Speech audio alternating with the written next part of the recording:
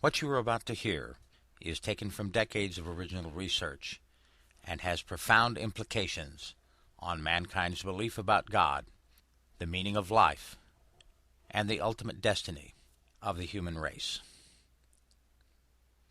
Even though my website, the Bible UFO Connection, on which this presentation is based, has the word Bible in it, and I am a biblical theologian, I am not religious in the orthodox sense of the word.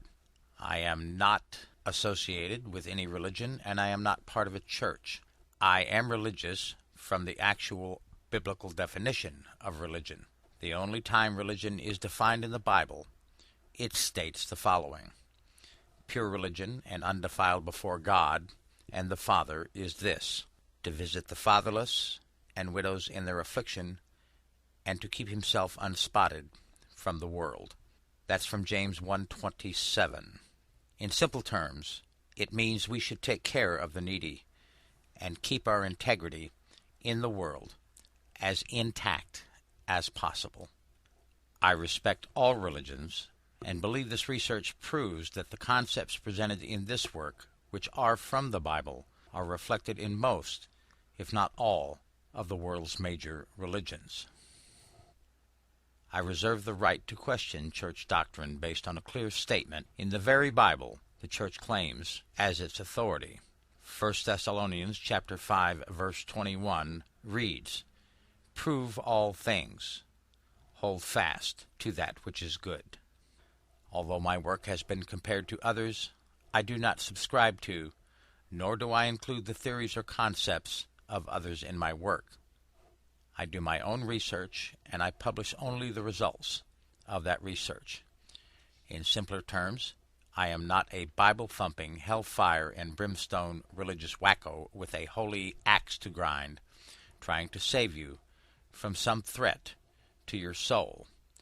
It is not my goal to change your mind, just to present concepts in an academic way that will make you think outside the mainstream orthodox religious box. How I got into this field was actually a very logical progression with a completely unexpected result. Although I was raised and trained to be a Baptist minister, I left the church before ordination. Over the following 3 decades, I studied theology independently and pursued my education in areas that I thought were relevant to my theological concepts. I initially studied comparative theology, the study of the world's religions, which sparked my interest in the paranormal. My vocation over the last 20 years has been in construction, which led me to an in-depth study of the largest, most precisely built structure on Earth, the Great Pyramid. And that resulted in my first published work, a website titled The Giza Oracle, the Great Pyramid, which is now part of my main website, the Bible UFO Connection.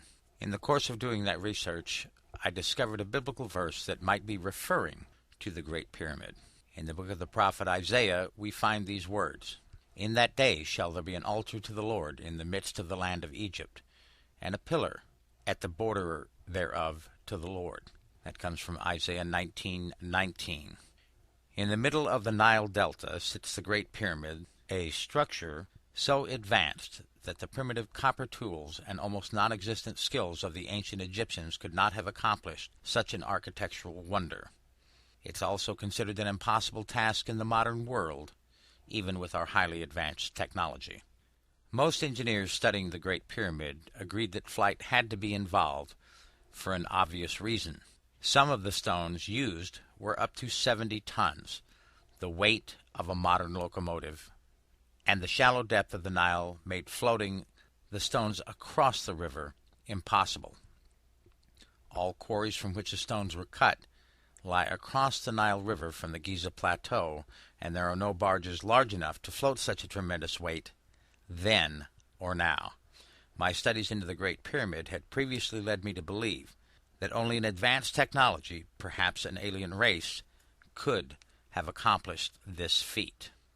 If the God of the Old Testament placed a monument in Egypt, the Great Pyramid certainly would fill that bill. So on a whim, my theological side led me to study flight in the Bible, to see if I could perhaps find an account of how that monument had been built. The place, of course, where flight happens is the sky, and that's where I started. Strangely, the word sky or skies only appear 11 times in a Bible containing over 770,000 words, and where most events happen outside. All the things one would expect to see in the sky, such as birds, clouds, storms, stars, and such, were all described as being in heaven or the heavens. Upon checking the meaning of the word heaven for the first time as a theologian, I found that the word heaven is used over 700 times in the Bible in both the Old and New Testaments, and is translated almost exclusively from two different words. The Hebrew word shamayim, which is defined as the sky, the place where the clouds and stars are, in the Old Testament, and in the New Testament from shamayin, the Aramaic word of the same definition, the sky. And it turns out the word heaven in the Old English, the language the Bible was written in, is the word for sky. In other words, almost every place the word heaven is used in the Bible, it should properly be rendered the sky, not some other realm or dimension called heaven, where God dwells, or where we will be rewarded with an eternity in a divine retirement home.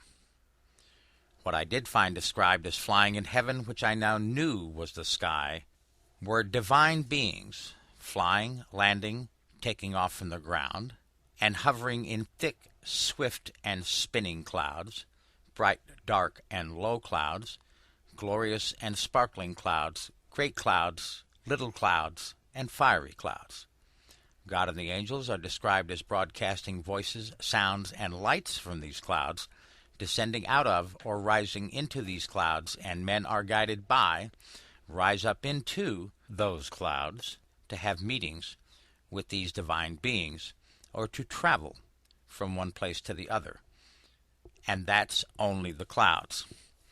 There are also platforms, whirling chariots of fire, sky thrones, great whirlwinds, fiery wheels, pavilions, glorious storms, sky dwellings, rolls, and sanctuaries. Whether or not one believes these objects are actually flying vehicles the God of the Bible lives in, appears with, and travels in, is a matter of opinion. The fact that he and other divine beings are clearly described as directly associated with these flying objects is undeniable. The careful categorizing of over 1,500 biblical verses led to the discovery that the gods and divine beings of the Bible travel in rapidly flying, glowing, flashing, spinning, metallic objects which appear dark and solid like low storm clouds in the daylight, while brightly lit or glowing with projected beams of light at night. These objects descend to the ground, ascend into the sky, and hover over the ground for long periods. Sounds are broadcast from them, and they exhibit the power to alter the natural laws. Human beings and other beings are described as ascending up into and descending down from these objects, and perception of time is altered.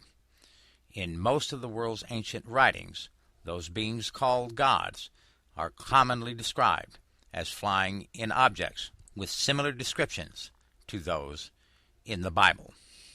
The reason this is so important is that it questions the very nature of the gods of the world and challenges the beliefs of 2 billion Christians. If I am right, the entire world is now under the cloud, no pun intended, of the greatest deception in the human experience.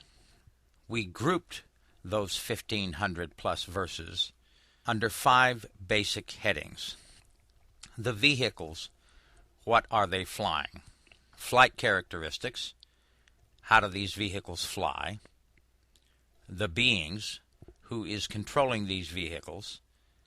And the technology, do these high-tech vehicles display a level of advanced technology, or is it just miracles and metaphor? And close encounters of the biblical kind with these vehicles.